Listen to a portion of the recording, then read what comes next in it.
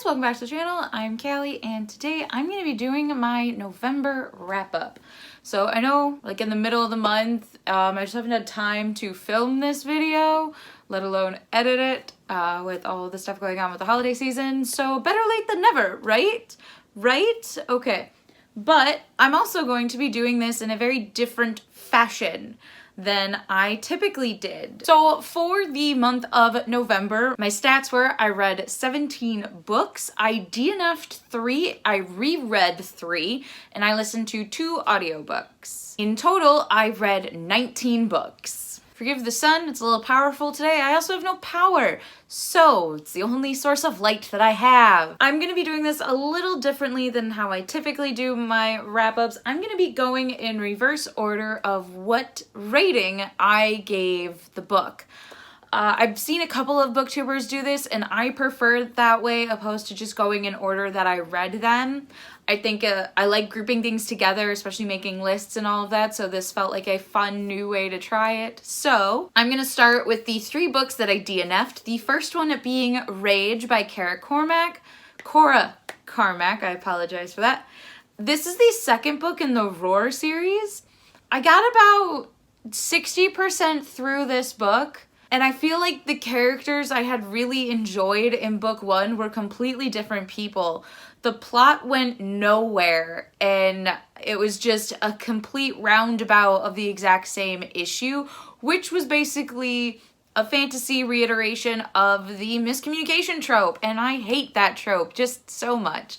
So I finally decided I didn't want to because the third book's not even out yet, and I loved book 1, so I was hoping to really enjoy this series, but I could not push myself to finish it. The second book that I DNF'd is Roseblood by A.G. Howard. This was supposed to be a retelling of Phantom of the Opera, which is one of my favorite musicals, and I got about 100 pages into this book, and I didn't care. I didn't care for the writing style. It was very flowery. I didn't really understand what our plot was, and I didn't want to care enough, so I ended up DNFing it. The last book that I DNF'd is The Continent by Kiera Drake. I've had this book on my shelf for a while, and this book had a lot of controversy around it, so I was really interested to see what the controversy was about. I got about 100 pages in. I knew exactly how this book was gonna end. I knew exactly what was gonna happen in this book, and it wasn't interesting, it wasn't unique, I didn't care enough about the characters. They were snooty, and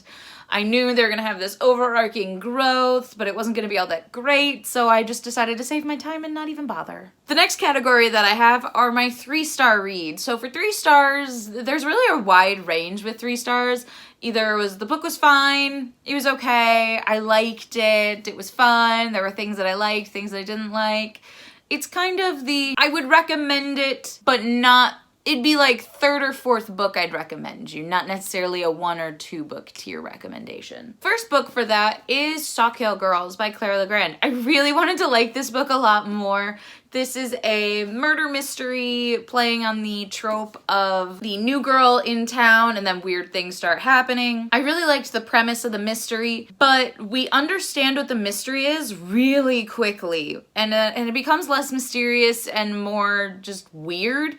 And I feel like a lot of the weird things that happened were just grasping, and a lot of it felt forced, and just it was so oddly written and just completely different from Claire Legrand's Furyborn trilogy that I read first. And it was okay. It was a good mystery until they just revealed the mystery about halfway through the book. And then it gets weird in a way I don't even know how to describe. Up next, I read Gild by Raven Kennedy. This is a King Midas retelling that's been going around a lot on the book talk world, so naturally I was curious and wanted to dip into this series. I see that this series has a lot of potential, and I just think the book 1 wasn't the best. I see what could happen. But it's not predictable. There are a lot of really cringy moments within this book, but I think that the main character has a lot of room for growth, and I see what the author's trying to do with her setup, and I believe this is supposed to be 4 or 5 books long. I do have book 2. I want to continue this series because I have heard that books 2 and 3 are really where the series gets good. You just have to trudge through book 1. And I'm a big old sucker for things like that, so I will indeed. I trudged through this. It was fine. It had really good romance in it. Sometimes cringy romance, but I think that's the whole point, is you're not supposed to enjoy the love interest and it's supposed to be toxic. So mind the trigger warnings with this book. Moving up to 3.5, because I use halves in my scaling, because I do. I have Ice Planet Holiday by Ruby Dixon. This is book 6 in the Ice Planet Barbarians series. I really liked this one. This one was cute. It was perfect for the holidays. They had this cute little ceremony to try and celebrate all the holidays. I really liked how they tried to incorporate all of the holidays. It wasn't just Christmas. It was just one big holiday with a bunch of super cliched things. Valentine's Day, St. Patrick's Day. They even threw in 4th of July and not all the girls were American. I thought that was really funny. And I thought the story was cute. The romance was really sweet and I liked the direction it went with. The only thing about this one that I didn't care for was how short this one is. And these ones are all typically pretty short, but this one I think is the shortest of all of them. At least the ones that I have read. I'm continuing the series still. I think I'm on book 7. Next, I have A Rogue of One's Own by Evie Dunmore. This is the second book in the League of Extraordinary Women series, and this is following the leader of the suffragette chapter from the first book. And I had a lot of high hopes for her, but she was just so dense and so hard to like. I really liked the love interest, and his perspectives were really good, and I enjoyed them. However, to get to the romance of this, it took about 3/4 of the entire book, and it's not just because our main female character was just, her head was so far up her butt, and it was aggravating to just witness. Because again, similar to what I thought about with, it kept going in circles, and there was no progression, which got really annoying. But once we hit that 3/4 of the way into the book, it was fantastic. We saw her growth was really nice. She actually acknowledged that, oh, maybe she could be wrong. And I really enjoyed the romance aspect once we hit that point. It just took for what felt like forever to get there. The last book that I have in the 3.5 category is All the Tides of Fate by Adalyn Grace. This is the second book in the All the Stars and Teeth duology. Now, I really liked All the Stars and Teeth. I actually have that higher up in my ratings. I liked book 1. It was really good. Pirates, mermaids, magic, no magic, lots of adventure. This one felt like a glorified epilogue. Nothing happened. If you've read book 1, it could have gone very well as a standalone with this chopped into one chapter. And that's the issue I had with it. The main thing that I liked about this was we got a lot more of the mermaids and the magic and the history. That's it. The actual plot of this book, I don't know if I could actually pinpoint, and I read it a month ago. So that's kind of an issue with me. Overall, with the series, I'd give it a 3.5 to 4, somewhere in the middle there, because book 1 was just so good. The next category is my biggest category, and that is my 4 stars. My 4 stars are, I found that I typically rate a 4-star if I really like the book. There are things missing that doesn't necessarily make it go up to a 4.5 or a 5. The first one I have for that is Neon Gods by Katee Robert. This, again, similar to Gild, has been all over TikTok. And this is a Hades and Persephone in the modern world, but they're mob bosses. And I really liked this. This got right to the point. Our plot was great. This was this great standalone. And the romance was fantastic. I really liked the plot. It was almost set as like a Romeo and Juliet kind of thing. There was so many tropes that I loved. The arranged marriage, the forced proximity, the damsel in distress. We have all of those fun things. But at the same time, Persephone is a badass in this, and I love her.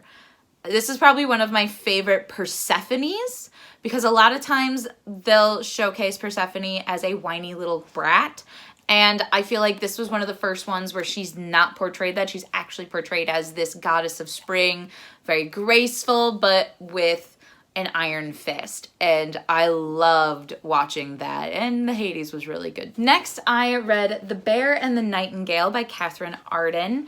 This is, I don't even know, I think this is a play on, Reese wants to say hi. Hi. This is a play on just a, I think, old Beauty and the Beast retelling, kind of, but not really. There's no romance in this. We're following a girl who, this almost felt like East and West, but with a Cinderella-esque dynamic.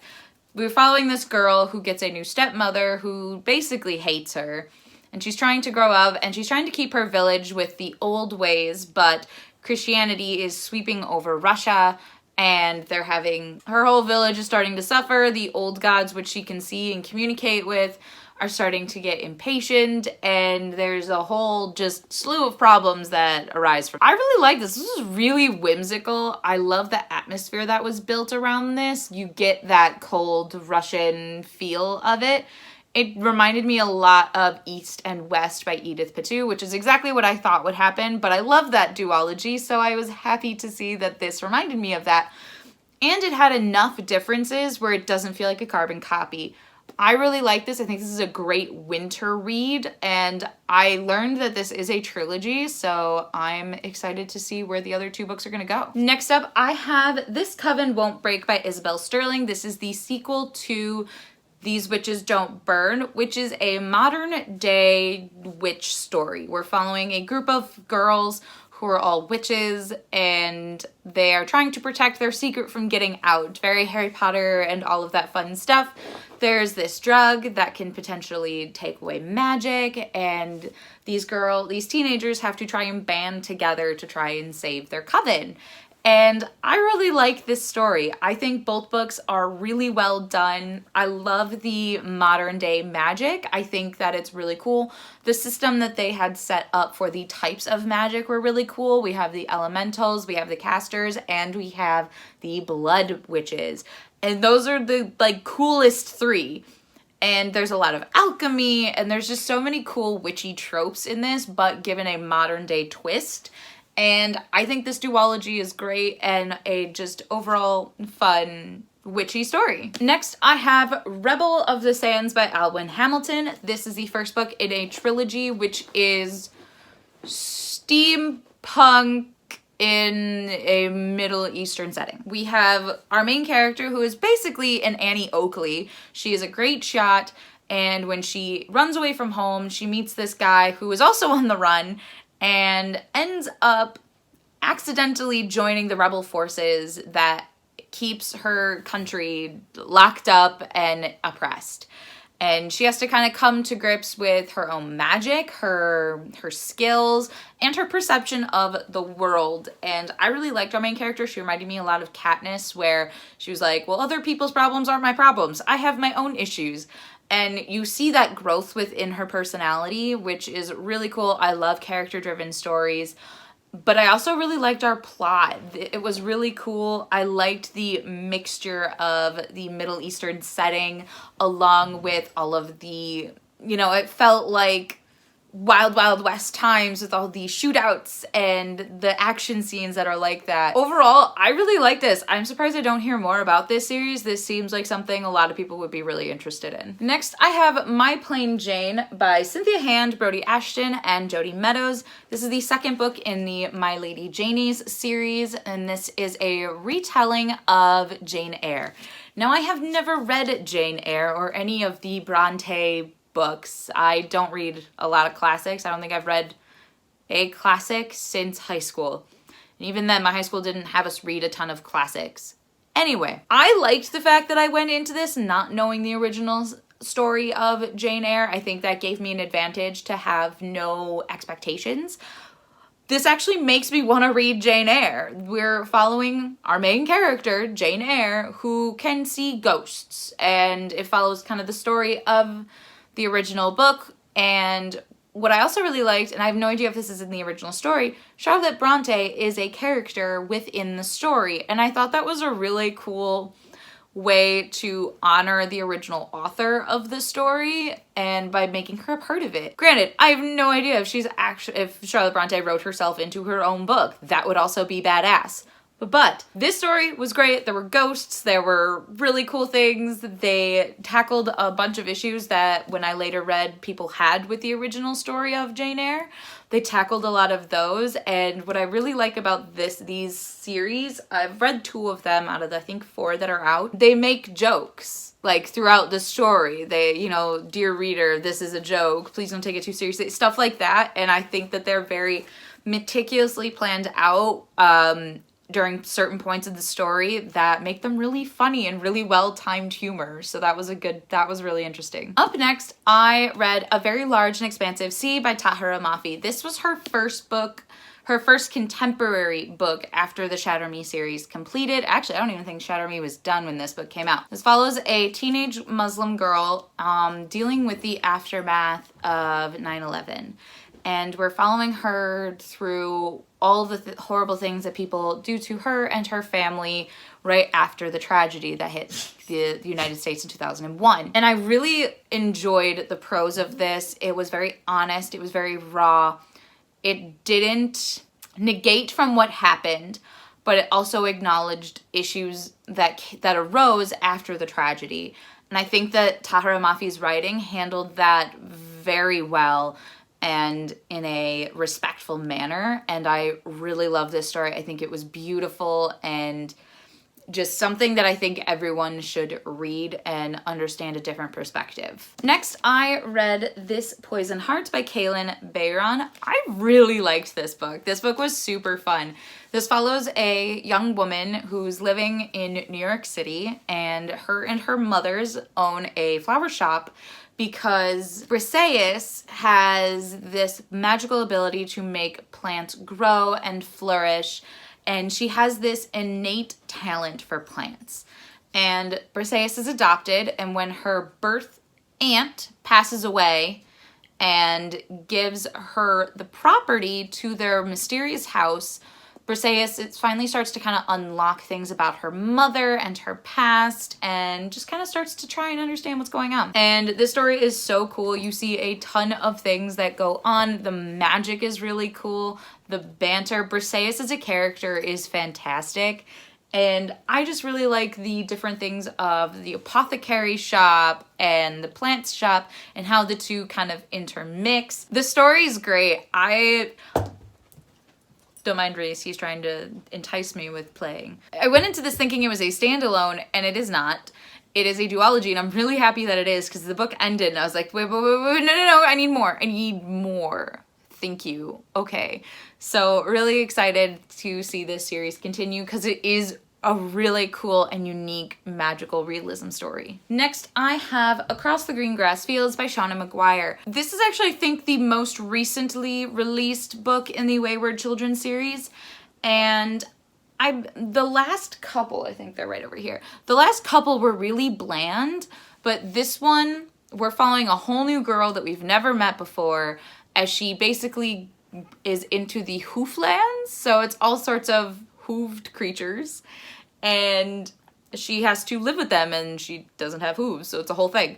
And I really liked this one. It was a nice, fresh perspective. It was a new world. It was completely different from the worlds we've been visiting, because I feel like we've been visiting a lot of the same worlds, and I think that this is exactly what I needed from this series. Just short, quick, brand new world, brand new problem, solved it, and we're good to go. I'm not sure how this is gonna connect later, because I don't know if we've met her already. I think she was maybe a passing character we saw, but it wasn't Jack and Jill for once. Like, 'cause I think Jack and Jill have taken up a good amount of this series, and I'm kind of tired of them, but it wasn't them, so I was happy. The last book that I have in the 4-star category was one of my rereads, and that is All the Stars and Teeth by Adalyn Grace. I talked about this a little earlier with the sequel, and I liked book 1 a lot better. I felt that this actually had a real plot to it. I feel like this could have been a standalone.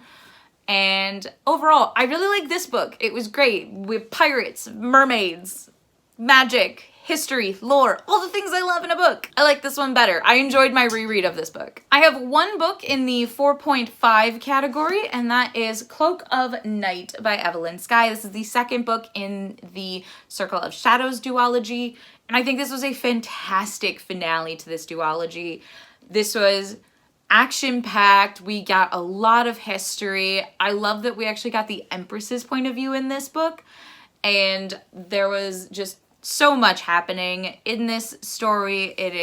We're following a group of cadets, assassin cadets, as strange magical things have started to happen within their world, and they have to, Hi. I stopped petting him for a moment and he got upset. But we're following this group of cadets as they are almost not necessarily tasked with trying to figure out what's going on, but they sort of end up in the middle of it. And our story goes on from there. I really liked it. The setting was great. It was magical. I love the way the magic system was set up and the counter magic system, which when you read the series makes a whole lot of sense. So I gave this 4.5 stars. I really liked it. Moving on to the 5-star category, I have 2 of my rereads in here, and that's just a reread I've been doing for the past couple of months, which is A Court of Wings and Ruin and A Court of Frost and Starlight by Sarah J. Maas during my reread of the ACOTAR series before I jump into my reread of Crescent City, which Sarah and I will be doing next month in anticipation for Skye and Breath. So I've just been kind of rereading all of her works, and I'm very much enjoying it. I love rereading these books. For non-rereads that I gave 5 stars, the first one I have is 6 Crimson Cranes by Elizabeth Lim. I knew I was going to love this book. I didn't know how much I was going to love this book. This story follows a young princess who has run away from her betrothed, and she ends up getting cursed along with her 6 brothers. Her brothers are turned into cranes, and if she speaks at all, how many words she says or how many of her brothers die. And so she has to go on this silent journey to try and find her brothers who still have their mental capacities as cranes. And it's very Swan Lake-ish, where they turn back into men in the evening and back into cranes in the daytime. So she has to go on this quest to find her brothers and then figure out how to break the curse upon them, all while not speaking. And granted, I love Elizabeth Lim. I read her Spin the Dawn series and I loved those books. So I knew that this was going to be a great duology, but I had a lot of hesitations for her not being able to speak. Like, you know, how are you going to write dialogue? The descriptions of facial expressions and all of the other aspects of the story were written so well that you almost forget that she can't speak. And I think that that is a testament to the writing and the story itself. It's so magical. There's witches, there's magic, there's dragons, and I really loved this book. It was action-packed, whimsical, all the things I love. The next 5-star read that I have is Heartstopper Volume 3. This is the 3rd book in the Heartstopper series. I have no idea how many books it's gonna be, but these are a graphic novel series following 2 boys who go from friends to more than friends. And honestly, these books are just so wholesome and so sweet. I devour them within like an hour. They always leave me happy, and I think that's why they always deserve a 5-star. Plus, the series is great. This one, they were in Paris, and I've been to Paris, and I loved every second of it, so I was able to really connect with the characters as they were traveling all around Paris, so that was really fun to see. And, you know, Paris is a city of romance, and they have this adorable budding romance, which is just, again, so wholesome and so sweet. And the last book that I gave 5 stars this month is The Gilded Cage by Lynette Noni. This is the 2nd book in the Prison Healer trilogy, which I fell in love with The Prison Healer a couple of months ago. I am still constantly telling people to read it because I am obsessed with it. In The Prison Healer, we're following a girl, Kiva, who is exactly what the title says, is the prison healer. She's been in prison since she was like 7. There are issues within the country, obviously. They allow 7-year-olds to go to prison. And I can't give away too much or else it'll spoil book 1, but she ends up having to face these trials, and if she wins the trials, her and one of her patients will go free, but her patient is the Queen of Rebels, who refuses to wake.